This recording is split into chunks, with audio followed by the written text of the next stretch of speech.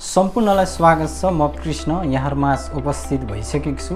आज चाहिँ मैले यहाँहरुलाई एउटा सानो रिक्वेस्ट लिएर आएको छु। मैले विगत केही महिनादेखि चाहिँ युट्युब तथा फेसबुकहरुमा समसामयिक विषयलाई उठान गरेर भिडियोहरु हाल्दै आएको छु। यहाँहरुलाई उक्त भिडियोहरु कस्तो लाग्छ, आफ्नो राय प्रतिक्रिया अवश्य दिनु होला। आगामी दिनमा यहाँहरुले कस्तो भिडियोको अपेक्षा राख्नुहुन्छ, आफ्नो प्रतिक्रिया कमेन्ट बक्समा व्यक्त गर्नु होला। म सोही अनुरूप भिडियो बनाउने कोसिस गर्नेछु। र म यति बेला जापानमा एसएसडब्ल्यू भिजामा छु र एसएसडब्ल्यू भिजा सम्बन्धी र स्टुडेन्ट भिजा सम्बन्धी केही कुराहरू बुझ्न चाहेमा मैले जानेको, मैले बुझेको र मेरो अनुभवहरू अवश्य नै शेयर गर्नेछु।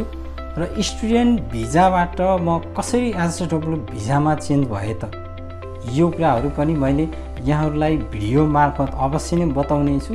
यदि यहाँहरुले जान्न इच्छुक हुनुहुन्छ भने र यहाँसम्म आइपुग्दाखेरि के कस्ता बाधा अडचनहरू आए र मेरा लाइफका अप्स डाउन्सहरू के भयो भन्ने कुराहरू म खुलाउने छु। मैले जानेको र मैले बुझेको कुराहरू सरल रूपमा बुझाउने कोसिस गर्दछु, किनकि म कुनै कन्सल्टेन्ट र कुनै प्रोफेसनल रूपमा होइन कि एउटा साधारण मैले भोगेका अनुभवहरू यहाँहरुबीच शेयर गर्ने नै छु।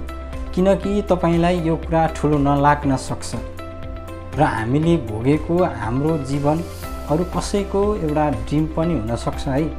हामी यो अवस्थामा आइपुगेका छौं र कसरी आइपुग्यौं त भन्ने कुरा चाहिँ मैले प्रस्तुत गर्ने छु। त्यसैले म साथीहरुलाई यो रिक्वेस्ट गर्न चाहन्छु कि मेरो च्यानललाई सब्स्क्राइब गरेर साथ दिनु होला र मैले जानेको र बुझेको कुराहरू यहाँहरुमाझ लिएर आउने नै छु।